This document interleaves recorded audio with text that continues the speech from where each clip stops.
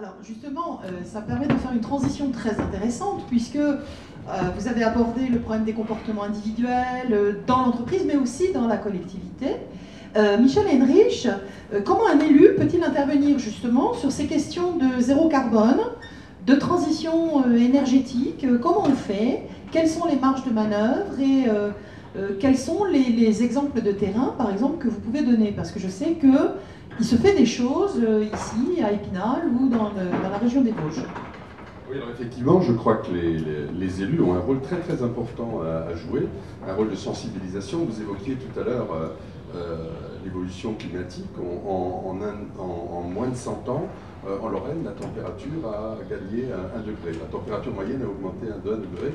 Nous récoltons les mirabelles 15 jours plus tôt qu'il y a 100 ans. C'est une image, mais c'est une réalité.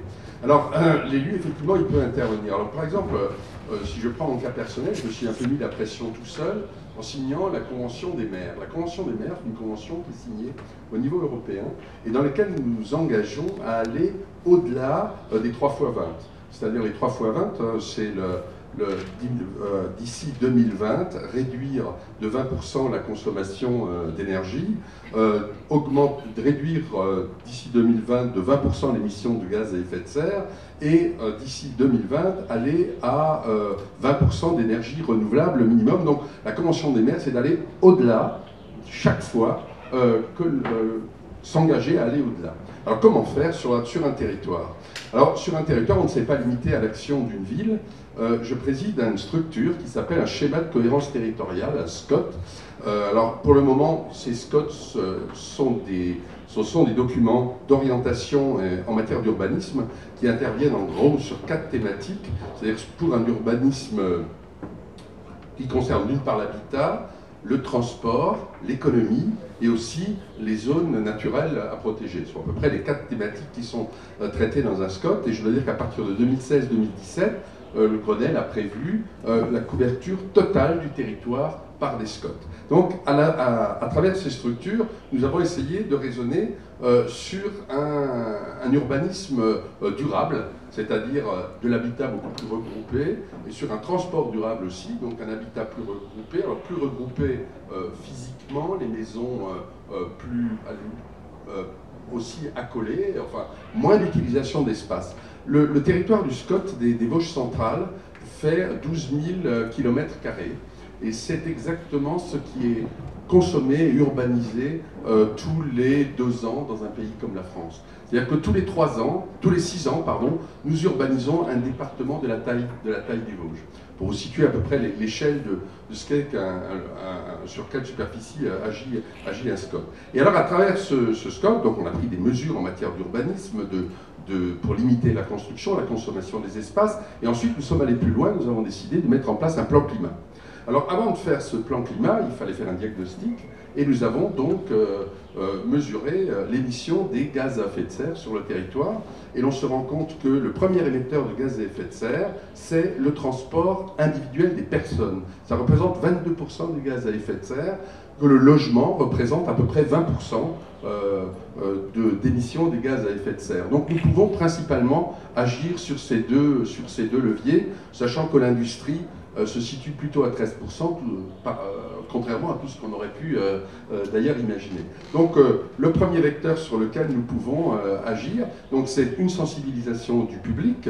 Nous le faisons à travers des conférences qui sont organisées régulièrement, nous le faisons à travers des voyages que nous organisons dans des régions qui sont plus exemplaires, comme le Fort Arlberg par exemple, et nous le faisons aussi de façon plus concrète, notamment dans un territoire où 60% des logements datent d'avant 1975 et qui sont donc souvent mal isolés. Nous avons par exemple fait une thermographie aérienne de l'ensemble de l'habitat, et chaque habitant peut se rendre compte sur les images qui ont été réalisées si son immeuble est isolé ou pas. Et derrière, nous mettons en place des aides à l'isolation.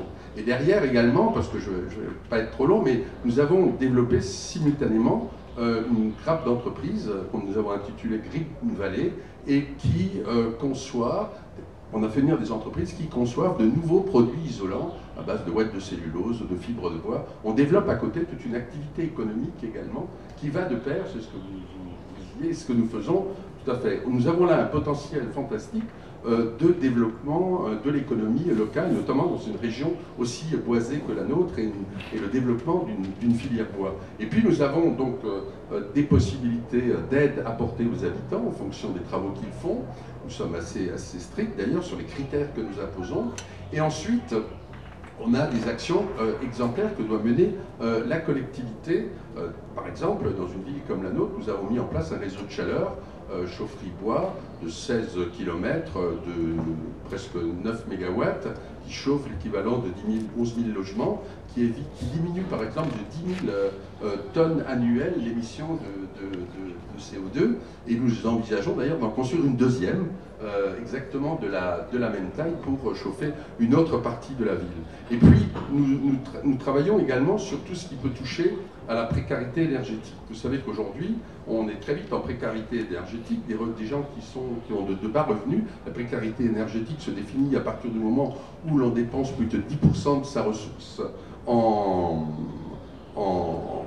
dépenses d'énergie, et nous mettons en place des programmes d'accompagnement des particuliers qui se trouvent ou qui seraient près de la précarité énergétique ou qui le sont, pour qu'on les aide à mieux isoler, par exemple, leur habitat, entre autres.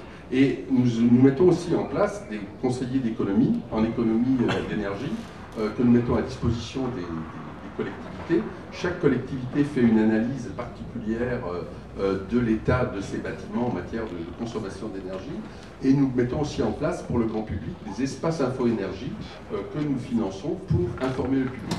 Donc il y a je ne peux pas tout vous citer, toutes les actions qui sont menées. Il y a une grosse opération de sensibilisation, des conférences, etc., et des moyens mis derrière pour permettre d'accéder à cette diminution de consommation d'énergie, de limitation de gaz à effet de serre, entre autres.